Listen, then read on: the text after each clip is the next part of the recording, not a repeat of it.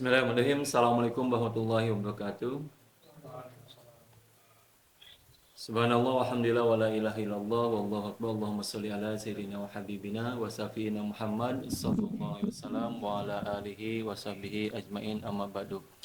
Alhamdulillah di kesempatan pagi ini Allah kumpulkan kita semua ya di dalam sebuah di waktu yang sangat baik, di waktu pagi. Insya Allah di tempat yang baik, di aset wakaf ya, di sini di Ciamas Permai khususnya, dan juga beberapa santri kita yang ada di Villa Cita Bantajati, Kayu Manis maupun di Taman Damaga Permai 5. Mudah-mudahan kita semua mendapatkan syafaat dari baginda Rasulullah SAW. Rasulullah kumpulkan kita ya, berkenan menerima kita, menyambut kita kelak di jannahnya. Mudah-mudahan Allah SWT menjadikan di sisa usia kita ini terus bisa berkarya, produktif untuk berkontribusi buat negeri. Banyak para pemuda ini adalah menjadi lingkaran kecil atau lingkaran utama Rasulullah SAW. Demikian juga Abu Bakar As-Siddiq itu masih menjadi pemuda. Umar bin Khattab, Utsman bin Affan, Abdurrahman bin Auf. Bahkan sosok Zaid bin Sabit ya di usia 13 tahun tuh sudah menjadi penulis wahyu gitu. Itu Zaid bin Sabit usia 13 tahun gitu ya.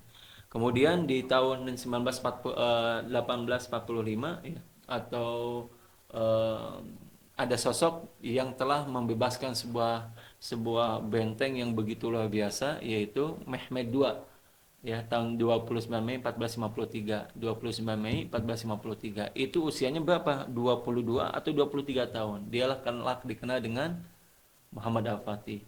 Nah, pengusaha-pengusaha ini ternyata ini luar biasa, punya peranan yang sangat strategis gitu ya di Republik ini. Hampir rata-rata para pengusaha ulama itu di kita ini rata-rata itu pengusaha. Kiai Haji Hasyim Asy'ari itu pengusaha, ya. Kiai Haji Hasyim Asy'ari itu pengusaha. Demikian juga ketika saya coba cek kepada keluarga kami yang mendirikan pesantren itu pun ternyata pengusaha gitu. Nah, ternyata rangkaian narasi besar pengusaha sekaligus dia juga ada sebagai ulama ataupun umaro, termasuk dia agnia. Ya, kalau dia jadi pengusaha biasanya jadi sekaligus jadi agnia. Itu ternyata jarang sekali terjadi. Maka udah mohon doanya. Ada doa Nabi Ibrahim yang ingin kita wujudkan 5-10 tahun ke depan itu, mudah-mudahan Allah takdirkan. Al-Baqarah ayat 129. Rabbana wa ba'ats fihim rasulan minhum yatlu 'alaihim ayatika wa yu'allimul kitaba wal hikmah wa yuzakkihim innaka antal azizul hakim. Ini doa Nabi Ibrahim alaihissalam. Beliau berdoa Nabi Ibrahim berdoa kepada Allah agar kelak dilahirkan dari keturunan beliau ini ada yang menjadi nabi atau menjadi pemimpin ya.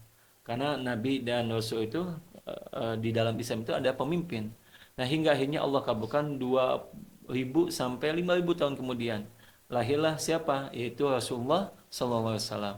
Beliau itu adalah lebih lama jadi pengusahanya ya ketimbang jadi nabinya. Itulah nabi kita, Nabi Muhammad sallallahu alaihi wasallam. Oleh karena itu, kita pun berdoa mudah-mudahan udah mohon doanya santri global leadership ini mudah-mudahan dengan izin Allah ke depan ada yang menjadi ulama gitu. Ulama dalam artian ulama memahami agama Islam, atau ulama di sini akan jadi akademisi, menjadi peneliti.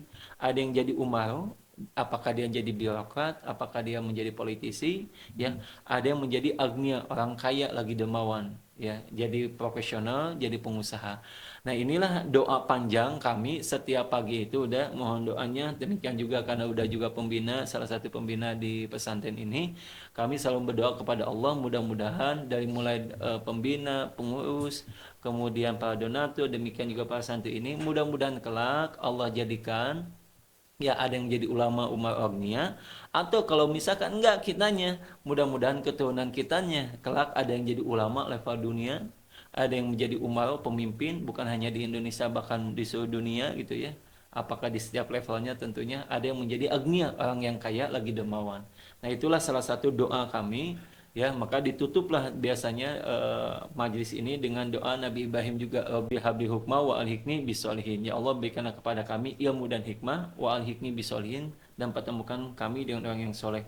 Nah, ketemu dengan udah ini adalah bagian daripada doa panjang ya dari 1 tahun yang lalu, supaya ke depan ini pembina di Global Leadership ini bukan hanya sekedar ulama saja, tetapi ada yang jadi profesional sekaligus agnia, pengusaha. Untuk apa? Untuk bisa mendampingi ya para santri ini, mudah-mudahan ke depan sebagaimana tadi doa yang kita ingin harapkan dikabulkan oleh Allah.